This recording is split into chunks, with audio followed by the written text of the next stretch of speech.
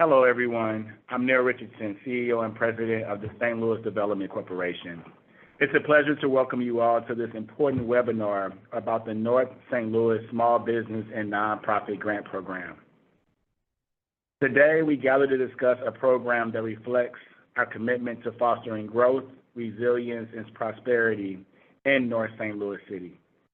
We understand the immense challenges our community has faced, particularly in the light of the COVID-19 pandemic. Our goal with this program is to provide much-needed support to our small businesses and nonprofits, assuring they not only survive, but they thrive. We are proud to share that we received over 700 applications with requests exceeding $700 million. This overwhelming response underscores the critical need for support in our community. However, with only $33 million in grant funds available, we had to make some tough decisions to ensure these funds had the most significant impact. The grants are designed to stabilize operations, expand services, and improve facades for small businesses and nonprofits. Additionally, we allocated approximately $21 million to drive community enhancement and expansion projects. These catalytic projects are expected to leverage over $150 million in total investment throughout HUD-qualified census tracts in North St. Louis City, areas that we know were disproportionately impacted as a result of the COVID-19 pandemic. We aim to support individual businesses and the entire neighborhood in North St. Louis City to recover from the effects of this pandemic. We recognize that not every business that applied was eligible, successful, or received the amount of funding that they hoped for. To those who are feeling disappointed or left out, we want you to know that we understand your frustration and share in your disappointment. It was the sheer volume of applications and the limited funds available, which meant that we had to make some very, very difficult decisions. However, our commitment at SLDC to supporting all businesses in North St. Louis remains steadfast. We are here to work with you, explore other opportunities, and continue advocating for additional resources through our Northside Economic Empowerment Center. Our evaluation process, which will be covered in this webinar, was rigorous and focused on several key criteria. We prioritized applications that demonstrated a clear need for stabilization, plans for expansion, and potential for facade improvements. We also looked for projects that would drive community enhancement, providing benefits beyond just a singular business, but to uplift the entire neighborhood and to lay the foundation for a more resilient North St. Louis community. The grants we distribute will help stabilize the operations of small businesses, allowing them to maintain and create jobs, expand their services, and improve their facilities. The Community Enhancement Funds will support projects in catalyzing broader economic development, leveraging significant additional investments from the private and the philanthropic sectors. This holistic approach ensures that our efforts not only aid businesses, but also foster a resilient and vibrant North St. Louis community. For our grant recipients, we will outline through this webinar the next steps to ensure the successful implementation of their projects as well through SLDC. We will also have regular check-ins, support from SLDC staff, and operations for collaboration. Our goal is to provide ongoing support and resources to help you succeed. Now it's my pleasure to welcome and introduce Mr. Lance Knuckles, our Senior Vice President of Strategic Growth, who will lead today's webinar. Lance brings a wealth of experience and a deep commitment to our community. He will provide a more detailed information and overview about the program and guide you through the next steps. Thank you all for your participation and dedication to our community. Together, we will build a stronger, more resilient North St. Louis. Lance, the floor is yours. Thank you, Mr. Richardson. It's always an honor and a privilege to engage and communicate with the residents and businesses of the great city of St. Louis. Today's session will provide an overview of this grant program from start to finish, with a focus on the evaluation criteria and decisioning throughout this grant program. The agenda in today's session will be as follows. We will cover a general overview of the program journey. We will discuss the program objectives of this program. We would explore and define strategically the program eligibility criteria. We will talk about and shape and define the grant programs themselves. We will discuss the program affidavit that each business owner signed as a part of the application process. We'll do a deep dive into the program evaluation criteria and then offer next steps for those who may be ineligible or have been unsuccessful in competing in the competitive parts of the grant program. So let's move forward into our overall program journey. As you all know, or may have recalled, this legislation was signed on July 9th, 2021, allocating $37 million through our Community Development Administration to SLDC to engage a process and protocol to distribute funds to the City of St. Louis residents and businesses.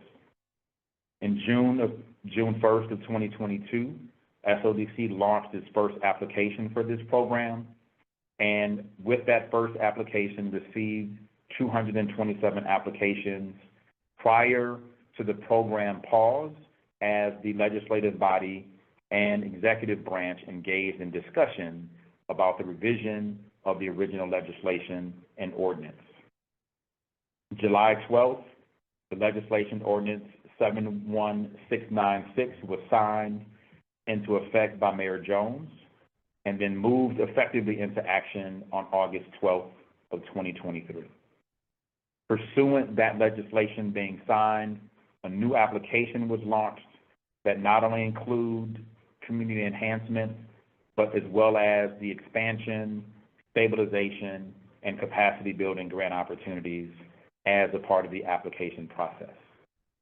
That application had a deadline of for October 30th of 2023, with subsequent deadlines following communication and overarching information about the program. In January, or the first quarter of 2024, there were more than 700 applications that had been received by SLDC in consideration for the grant program. In March of 2024, there were a number of businesses that participated in a one-on-one session, and we'll define more about what happened in those one-on-one sessions later in this conversation today. We also had in May and June of 2024, one of the consultant teams, Morgan Graves, to begin contact with business owners to conduct business viability assessments. And throughout the process, as we move this program forward, our partners at Grow America have been engaging with business owners to engage in the capacity building components of this program, more specifically, the financial assessment and also the training academy.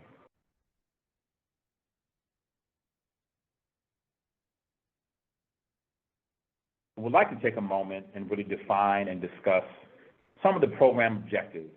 As you all may recall, the legislation did provide an outline of efforts to support impacted businesses in North St. Louis. But as we do a deeper dive, we'll investigate the reality that the objectives of this program, as mentioned by our CEO, Mr. Neil Richardson, was to do a few things.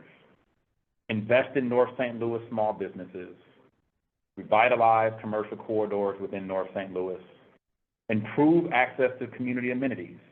That is about bringing more access to goods and services that any most growing and thriving community would have, whether it's access to food and access to healthcare services or other benefits that allow a resident or business to thrive in a local environment. Additionally, we sought out for the objectives to have leverage of funds to create a lasting impact on the economic landscape within North St. Louis. And then finally, to really thoughtfully consider how we activate and advance the intent of the Economic Justice Action Plan, which is the guiding framework for SLDC, an adopted tool about how our Board of Aldermen make decisions, and a guiding principle for our sitting mayor around how we activate resources to help create a growing and thriving economy here for the city of St. Louis.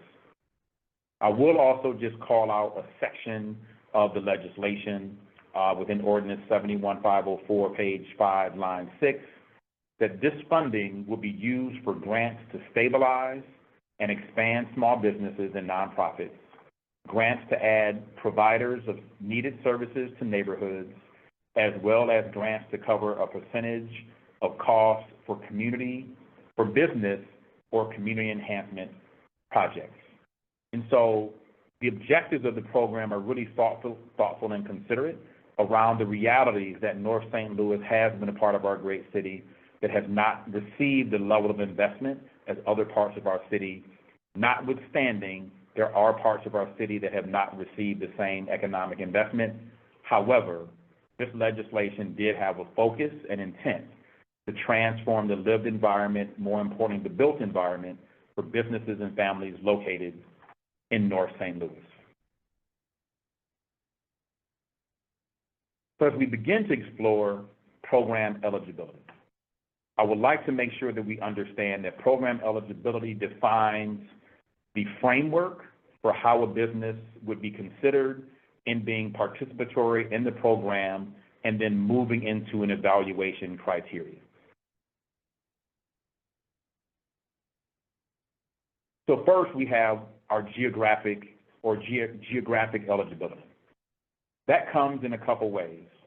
A business or nonprofit located on or north of Delmar Boulevard, inclusive of both sides of Delmar. So I want to pause for a moment as we talk about located on or north of Delmar. This does represent a business that's located on Delmar. Either the north side of the street or the south side of the street would meet the geographic eligibility threshold for the first layer of participation in the grant program. As we've defined in previous conversations, that economic development is about developing corridors, and it is not in our ability to separate the impact of one side of a corridor from the other, therefore allowing both businesses on each side of the corridor to be eligible for the program. In addition, for businesses that are located in qualified census tracts on or north of Delmar, again, recognizing there are parts of our North St. Louis community that are not a part of census tracts.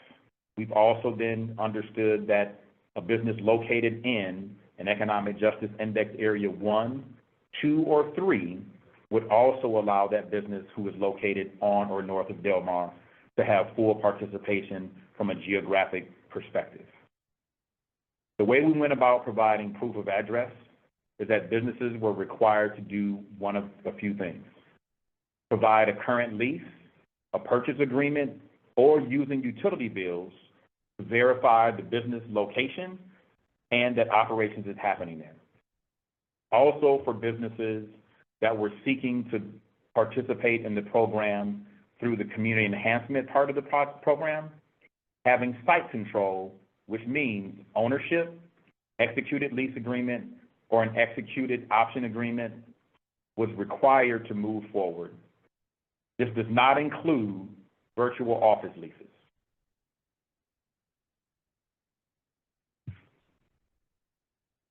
As we think about the other forms of eligibility, for an established nonprofit organization, that definition is a nonprofit organization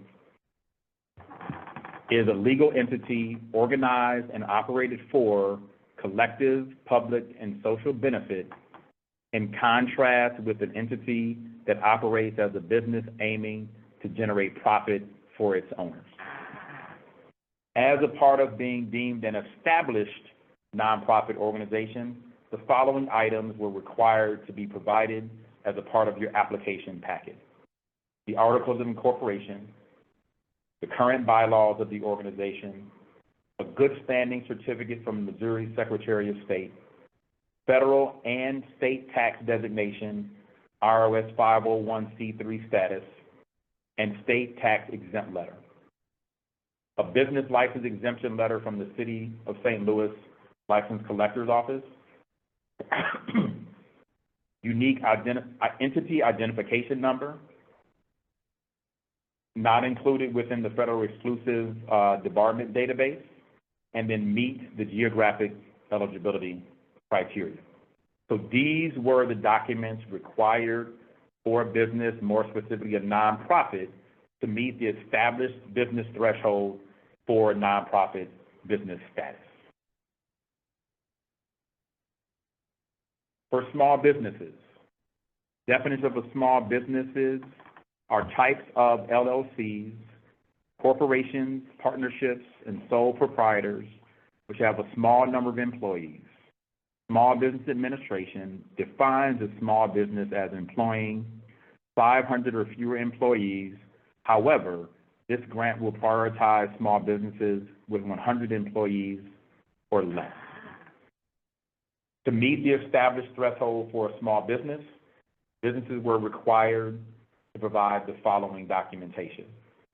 One, their business name, a registered business license with the Missouri Secretary of State, has a business license issued by the City of St. Louis License Collector's Office, possess and obtain a unique entity identification number, and not be included within the federal exclusion database, meets all geographic eligibility, and has a federal tax ID number.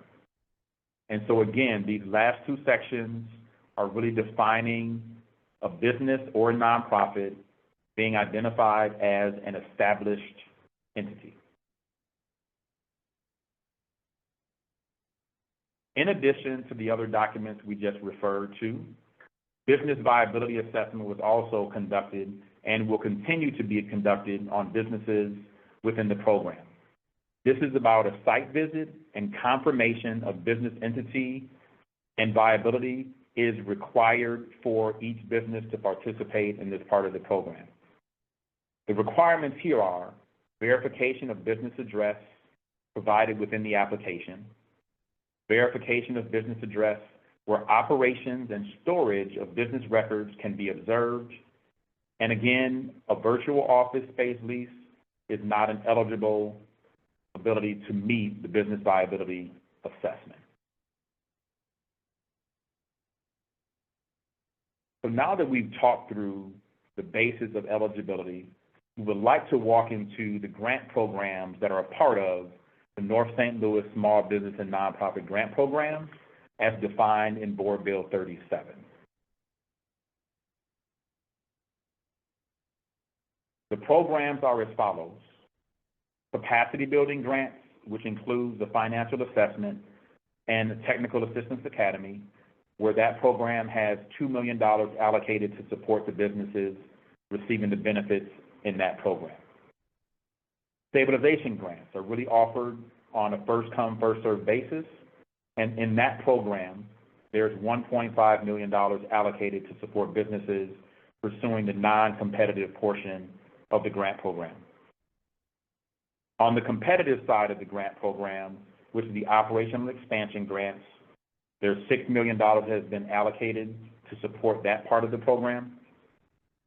And for our community enhancement and community needs, which is competitive, there is a $23 million allocation to support that program, with total available dollars for awards at $32,557,500.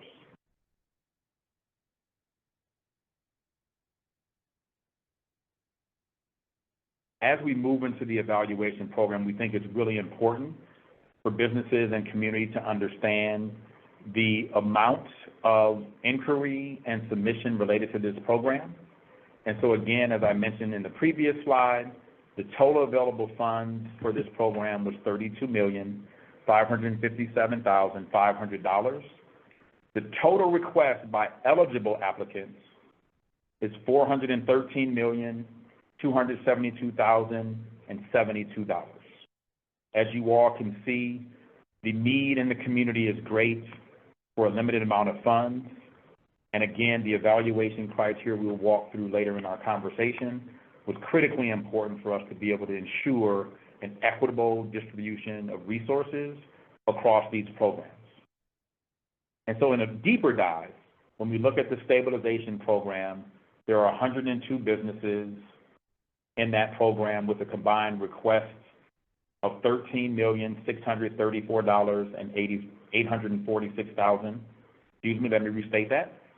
A total of $13,634,846 with an average request at $133,675, and the average awards for this program to 102 businesses is $15,000. For our expansion program, there were 272 eligible applicants considered in this program with the request of $160,800,340 with an average request of $591,177, and the average award for the 173 businesses is $34,682. And our final grant category in community enhancement received 231 eligible applications with the combined request being $238,836,886 with an average request of $1,033,925 and the average award at 45 businesses at $511,111. This program has again shown the great need of opportunities and resources to support small businesses, and we'll continue to work to ensure that businesses receive support as we continue to provide resources from St. Louis Development Corporation. So the next part of our conversation is really to get into the program affidavit. Program affidavit is a document that all applicants to the North St. Louis Small Business and Nonprofit Grant Program have the opportunity and requirement to sign during their one-on-one session held at the Northside Economic Empowerment Center. Within that document, it described what programs a business would compete for, whether it was the financial assessment, which is non-competitive, the training academy, which is non-competitive, the stabilization program, which is non-competitive, and then the competitive parts of the program, including expansion, community needs, and community enhancements, which is a subset of the facade program as well. In that document, each business owner was asked to affirm which competitive program and or non-competitive program they were seeking participation, and that document was due to be signed and delivered back to SLDC by Monday, April 15th, 2024 by 11:59 p.m. The thing I would like to call out as it relates to the program affidavit is that within the affidavit on page 3, section 5A, applicants which seek grant funding from a competitive track are prohibited from seeking funding under the stabilization track, nor will applicants which have been denied funding under a competitive track be permitted to apply retroactively for funding under the stabilization track. And we call this out because we know there are a number of businesses who may have made a decision to compete and may have found themselves being unsuccessful with a desire to still be a benefactor of this grant program, that in the affidavit it stated that a business making the choice to move into the competitive part of the process for the components outside of the training academy and, the financial assessment, that a business would not be able, if unsuccessful in the competitive portion, to be able to reapply or be considered for the non-competitive stabilization grant program. So I think it's really important to understand that decision-making and station is required throughout this entire process, as SLDC was strongly making sure that businesses were in a position of making authoritative decisions about how they move their grant application forward for positive consideration and exploration. So now we'll take a real deep dive into the program evaluation criteria. This is the meat and potatoes of the conversation today, to make sure that we're clear and providing a clear perspective of the decision-making process and the metrics that were used to inform how decisions were made, and more specifically, how programs and or businesses were moved forward with recommendation for funding. And I do want to say in this moment, this evaluation brought forward businesses with conditional awards, whereas businesses that complete and received an award still have due diligence that needs to be addressed, and we will talk about that in a future webinar to ensure that all of our businesses who have a conditional award understand exactly the steps and action items required to move into full funding and signing an agreement. We'll start with our capacity building grants, which again, at this point in time and throughout the process, was a non-competitive part of the program, which means there is no evaluation that was done and required in this program. A business needed to simply meet the geographic eligibility and be an established business and engage in a business viability assessment to be able to move forward and engage and participate in this part of the grant program. Again, the grant program of capacity building has been led by our partners at Grow America, providing a training academy focused on business planning, marketing, operations, human resources, and e-commerce, all attributes that would allow our small businesses to be able to grow and scale and find a new level of resilience as the economic market shifts from time to time here in the city of St. Louis and across our great country. And so that part of the program came with a $2,500 grant award. The other part of the capacity building is the financial assessment. As we know, tracking finances and understanding our market position and our financial position is really important for not only day-to-day business operations, but for future seeking of capital, both from a loan perspective or equity request.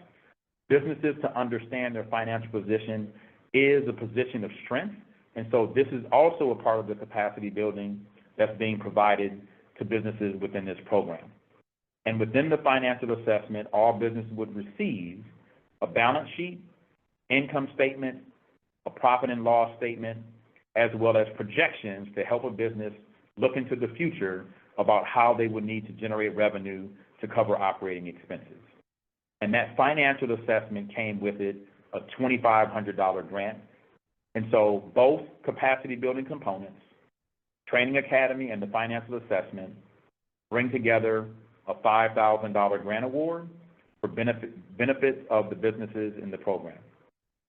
I would like also to, in this moment, make it clear that businesses that have been deemed unsuccessful in one or more competitive programs, you are still eligible for capacity building grants.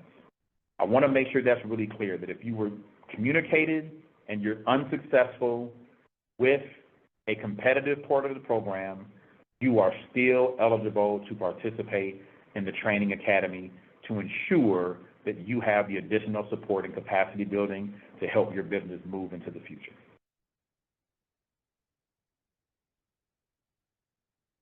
Now we'll talk about our stabilization evaluation process. Again, as stabilization is a non-competitive program, there is no evaluation criteria required for this program, except for the notion of completing the business viability assessment and then completing your signed declaration, opting out of the competitive expansion and community enhancement process, and then moving forward to be recommended for funding at a $15,000 level for you to receive funds, post all the other due diligence required for all awardees to be able to be awarded funds as a part of the program.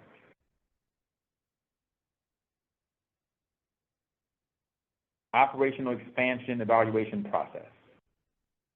This process includes stage one, the completeness, business viability, and eligibility review, no points there. Stage 2, which is the economic justice alignment filter, which is 35 points, which is around geographic priorities. Stage 3 is the economic justice impact evaluation, focused on economic action plan goals and community impact. And then the final stage there is making sure our CDA, our Community Development Administration compliance team conducts a review of all awards being done in this program to ensure we're in accordance with ARPA rules and regulations, and presenting these things to our Substantial Awards Committee, which has representation from the Mayor's Office, the Board of Estimate and Appointment, and the Comptroller's Office. And so these steps were taken throughout the process to evaluate the programs, and now we'll walk into the components of the program evaluation itself. And so as you see in front of you, there is a scorecard that provided information for the reviewers to review each application across a series of levels and areas, and providing points in both a very objective way and some subjective based upon the offerings of a business. And so this evaluation and all these criteria, again, will be made available on our website for businesses to have record and to reference these things as you move forward through the process. And if you were unsuccessful, to have for your records to understand how decisions were made that may have informed and or impacted your ability to be successful. And so we'll take an even deeper dive. When we talk about the economic justice alignment filter, which is a possible 35 points, that included the ability to be objective in evaluating based upon the business or project address. Within demonstration areas, a business could be awarded up to 10 points. From an economic justice index perspective, a business could be awarded up to 10 points. And then proximity to priority areas, a business could receive up to 15 points. The second phase of that evaluation is the economic justice impact evaluation, which has a possible 40 points, which included community amenity, which is 20 points, equitable investment, or the reality of being a WMBE at 10 points, and then business location type, 10 points. Businesses that scored 40 or more were recommended for funding within this program. I do want to take a step back and help folks understand exactly what each index area or what each point system refers to.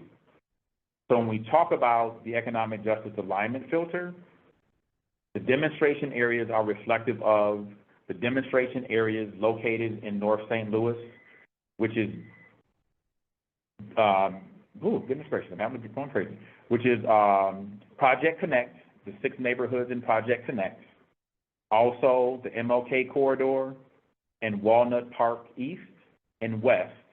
So those 3 demonstration areas are those demonstration areas that would offer a business the opportunity to have points from a demonstration area perspective. From an economic justice index perspective, North St. Louis has 3 index areas 1, 2, and 3, and based upon the address of the business, a business could receive up to 10 points for being in an EGI 1, 8 points for being an EGI 2, and 6 points for being an EGI 3. And so as we look into the economic justice impact evaluation, which is 40 points, the community amenity, one business can benefit up to 20 points. Projects including community amenities, healthcare facilities, education facilities, grocery stores, daycare, recreational centers, et cetera, have the opportunity to receive 20 points. And projects that provide resident services, i.e. barbershops, salons, restaurants, retail, and others were included in that space. Things or businesses like bars, lounges, liquor stores, cannabis retail were not included to receive points within this category. The final area of business location type is reference to a business being a commercial location, receiving 10 points, and a residential location or a home-based business receiving no points. So again, this process was the evaluation tool designed for the operational expansion evaluation criteria, and any business that scored 40 or more points has been moved forward for positive consideration within this funding program. Businesses that did not score were those businesses who would be deemed unsuccessful in participating or competing within the operational expansion program within the North St. Louis Small Business and Nonprofit Grant Program. The operational expansion evaluation process deeper dive into the program funding cap at $125,000. The allocation of funds for the expansion was based upon the number of employees that a business owner had that at the current time of application and consideration in the North St. Louis Small Business and Nonprofit Grant Program. So businesses that were successful at scoring more than 40 points would then receive funding or recommended for funding at these levels. 1 to 5 employees, recommended funding at $25,000. 6 to 10 employees, recommended funding at $50,000. 11 to 20 employees, recommended funding at $75,000. And 21 to 100 employees, recommended funding at $100,000. And for 101 or more employees, recommended funding at $125,000. So the awards for this program were based upon employees and provided caps to ensure equitable opportunities for businesses at different scales to receive funding to support their expansion and operation of their business into the future.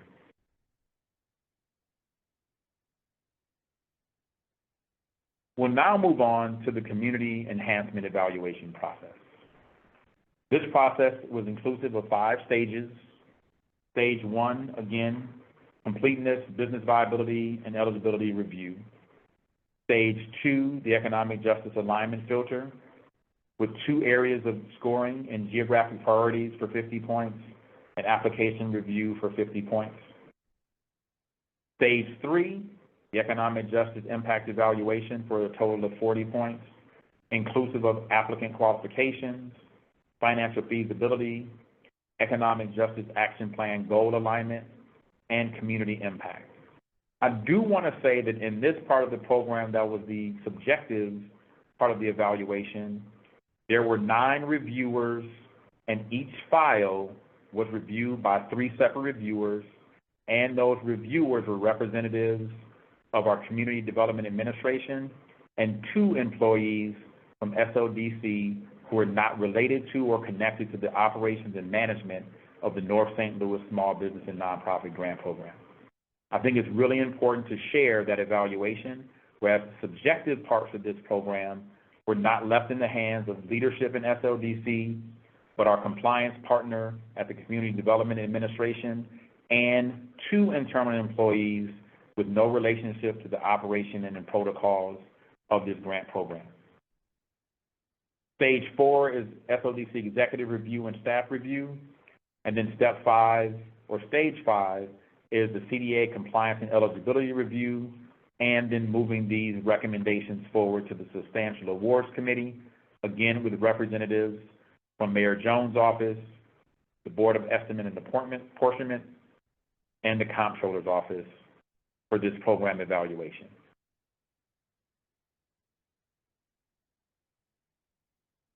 As we mentioned earlier, there are 3 parts of this evaluation process, and so the Community Enhancement Program actually had the most rigor and decision-making made within the grant program process. Again, within this evaluation process, there was the North Community Need and Enhancement Grant Evaluation process that had the justice alignment component, as well as the economic justice impact, as well as the leadership and staff evaluation. So these 3 stages all worked in concert in order to make a strong decision and recommendation for projects to move forward.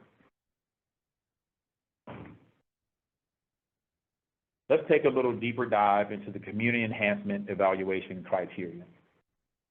As mentioned, the economic justice alignment filter has a total of 100 points possible.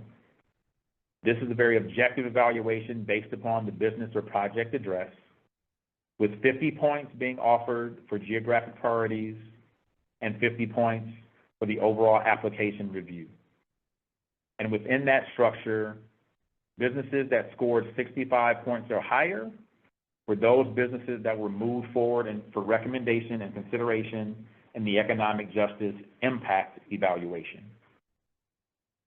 The economic justice impact evaluation included a total of 40 points possible. Each file, again, in our application was evaluated by 3 reviewers each within the process. The 4 components of that evaluation was the applicant qualification, financial feasibility, economic justice goals alignment, and community impact. And businesses with a total score of 86 points or higher were advanced to the SODC leadership and staff evaluation for consideration of funding recommendation. So out of a total 140 points, businesses that achieved a total of 86 points were moved forward for funding consideration to the St. Louis Development Corporation leadership team and staff for potential evaluation and recommendation for funding. So I will go back as before. When we talk about geographic priorities for this program, we're talking about 10 points being provided for where a project is located within the economic justice index area, 10 points offered for a project or business located in a demonstration area, 5 points offered if the business owner resides in the North St. Louis community, 10 points for a project or business being located in proximity on a corridor, and or 5 points awarded if you were within 500 feet of a priority corridor. In addition, proximity to community assets were considered as well. 5 points for being within 500 feet of an occupied school, 5 points for being within 500 feet of a proposed MetroLink alignment, and 5 points for being within 500 feet of an active community park. As it relates to the application, which is 50 points, there were 5 points offered for applicant who is an MWBE, up to 10 points offered for a business being a community amenity,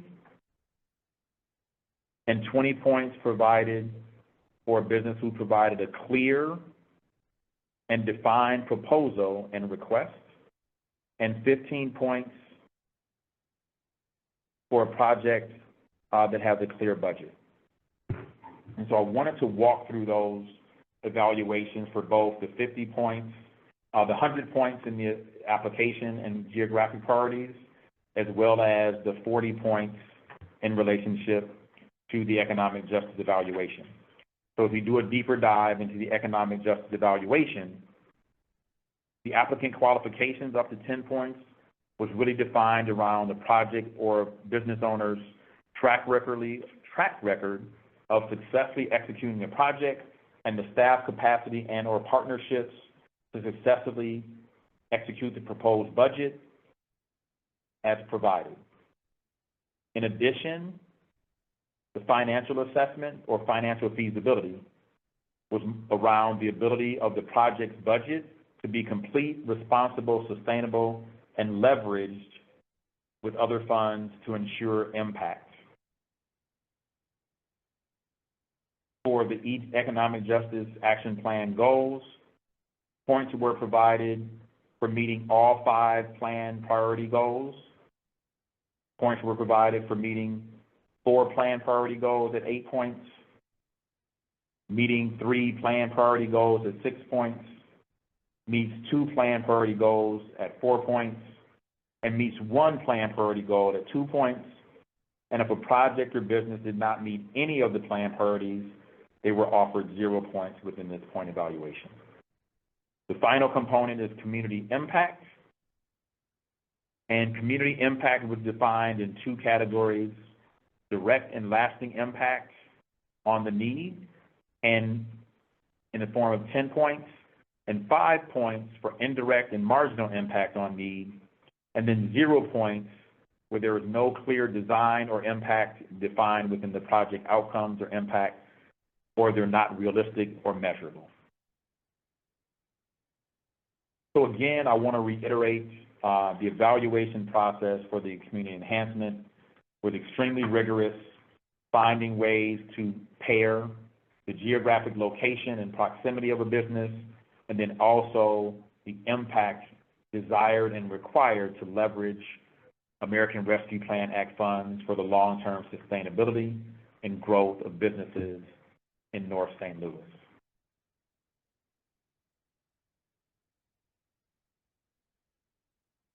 So as we continue to move through the community enhancement evaluation process, the final phase prior to getting to our substantial awards committee was the SODC executive and staff evaluation. This evaluation was conducted from those businesses that scored the highest down to the businesses that scored the lowest. And again, these are the businesses that scored at 86 points or above within the combined rated score for the community enhancement program. They're also evaluated and reviewed for leverage of grant funds, and that means bringing other dollars to the project and or not having 100% of the funds requested for the project coming from SODC. Also included the project team capacity and or track record, and really importantly was the ability to execute the project and expend funds by September 30th of 2026. And again, like the previous program, the program was required to have a cap, and that cap was based upon the confidence level to achieve compliance targets and requirements. So within the community enhancement part of this program, which is the new construction or large rehab, businesses that were deemed to be confident in their ability to execute a project within that time frame and being fiscally responsible and leveraging those funds would max out at $2 million and or below. For those projects that are extremely likely, the max was $1,500,000 or below. Those projects that were deemed very likely will receive $1 million or below, and those projects that were deemed likely received $500,000 max or below. The facade component of the program had an overall limit and cap at $100,000 max or below. These rating levels and funding recommendation levels were designed to ensure that SODC was not providing 100% of project budgets for the community enhancement projects, but more importantly, providing an equitable distribution and an evaluation of projects that could have a lasting and leveraged impact to support the growth and sustainability of businesses in North St. Louis.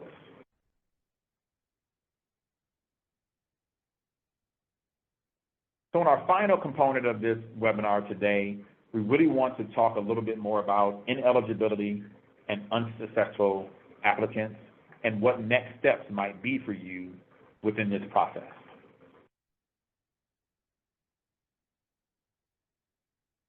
So for those businesses who are either ineligible or unsuccessful, and I want to take a moment to differentiate between the two.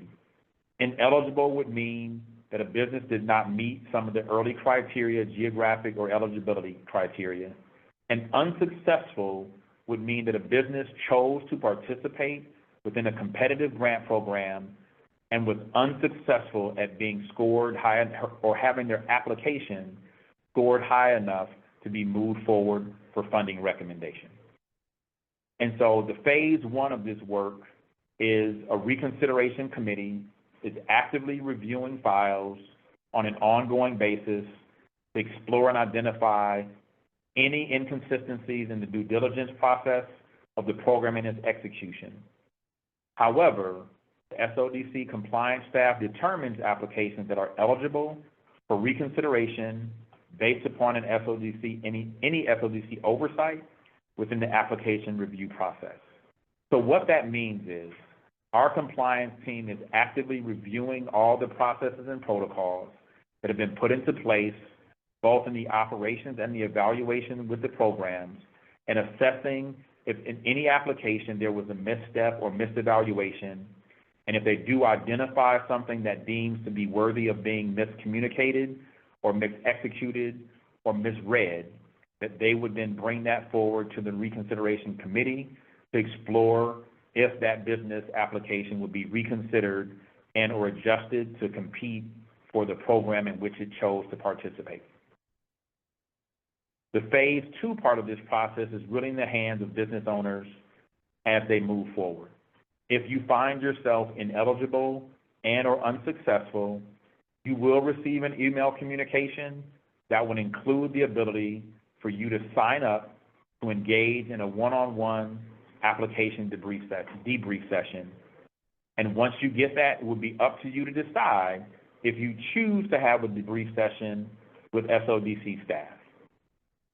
The purpose of these sessions are as follows: to conduct an overall application or file review of all deliverables submitted by the business to ensure we have all the records, you understand what was submitted, and the documents that were included within the evaluation process within this program.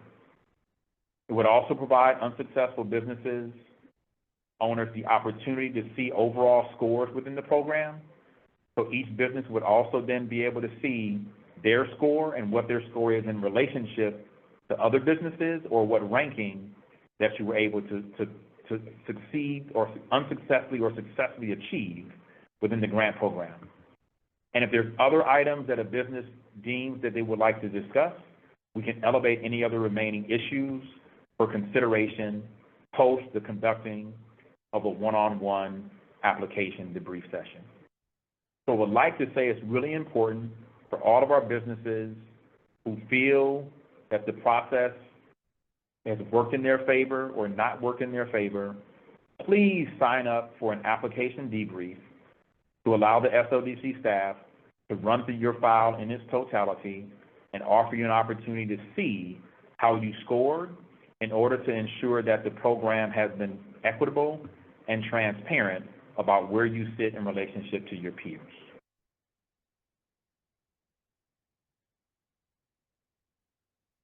And so as we think about program communication moving forward, it is really important for businesses to continue to check their email, as email is the primary way that a small staff are able to communicate with a large number of business owners about their steps in the process and where they might be within the process to move forward. And so please make sure you have the NSTL-grant@stlewis-mo.gov not blocked and or going to your spam. It is really important as we seek to communicate with you effectively and consistently about action items happening within the grant program via email. You may also continue to visit the website for more information on how things are transpiring and moving forward. So with that, I would like to say thank you all for your time. Please listen to this webinar multiple times and raise any questions or concerns you may have within your conversation in your one-on-one session. And there will also be additional steps coming out to any business who was deemed successful in the first part of this process and were awarded a conditional grant award. There will be strategic communication forthcoming for those businesses who were deemed successful and conditional awardees within the grant program. Again, my name is Lance Knuckles, and I have the privilege to be the Senior Vice President of Strategic Growth, and I welcome humbly to serve you as business owners and the City of St. Louis. Thank you so very much, and have a blessed day.